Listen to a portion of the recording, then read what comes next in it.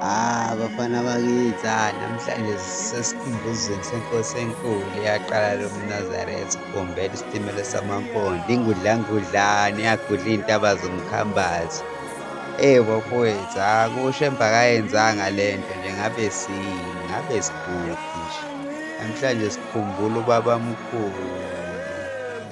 Bafowethu, ushembe, siyabonga.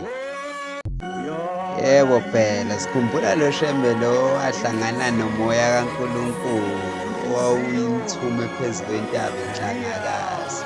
Bathi mase behlangene wase uthi lo moya kuye, Shembe, kodwa wambiza ngoKhumalo ngaleso sikhathi ngoba isibongo sikababamkhulu sangampela phela uKhumalo.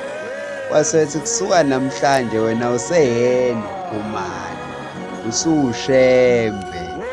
Mina senguwena, nawe usuyimina, usunoNkulunkulu, nawe usuNkulunkulu.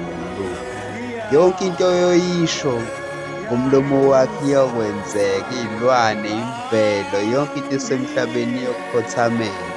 Into esoyishiye ngomlomo wakhe iyoba njengoba usushilo. Wathi kusuka njenganamhlanje awuseyena uKhumalo, usuwuShembe. Usho umoya oyingcwele oyohlangana noShembe umqali wendlela ngo-1910 eNhlangakazi.